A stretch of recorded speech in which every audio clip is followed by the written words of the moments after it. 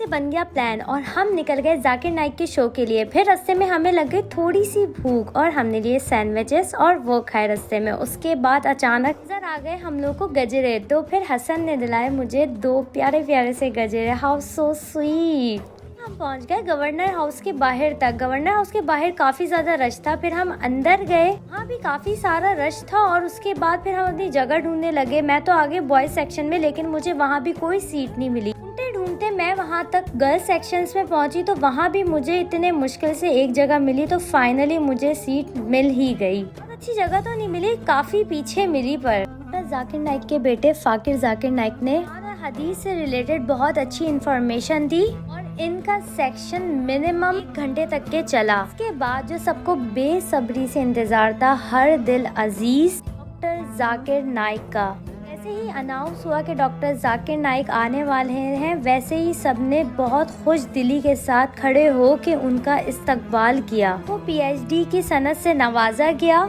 सिंध कामरान खान डिसोरी ने, और ये डिग्री बेनजीर भुट्टो शहीद दीवान यूनिवर्सिटी की तरफ से दी गई थी। उसके बाद वो सेक्शन स्टार्ट हुआ जिसका सबको बहुत बेसब्री से इंतजार था। वो था सवाल जवाब का सेक्शन। पहले जो चांस दिया गया वो दिया गया नॉन मुस्लिम्स को कि वो सबसे पहले उनसे सवाल करें। हिंदू भाई ने सवाल तो किया, लेकिन वो बिल्कुल अननेसेसरी से सवाल किया जिसमें से किसी की भी कोई समझ नहीं आई। फिर भी जाकिर नाइक ने उनको बहुत अच्छे से इसका जवाब दिया। लड़के ने बहुत अच्छा सवाल किया जिसको ये लगता था कि वो नमाज नहीं पढ़ता, तो क्या वो मुसलमान नहीं है। फिर नाइक ने उसको पूरा सब कुछ समझा के उसके बाद उसको बहुत अच्छी तरीके से जवाब दिया और उसके बाद उसने सबके सामने नाइक ने उसको कलमा पढ़ाया और उसके बाद कलमा सबने पढ़ा। यकीन करे रोंगटे खड़े हो गए थे उस वक्त। फिर नाइक सबके सवालों का जवाब बहुत पुरसुकून अंदाज से और खुश दिली से आराम आराम से दे रहे थे और साथ में अपने किस्से भी बयान कर रहे थे जो उनके साथ हुआ। सवाल जवाब का सेक्शन काफी देर तक के चलता ही रहा। ऐसे सवाल थे अवाम के जो जिससे जाकिर नाइक खुद भी हंस रहे थे और अवाम भी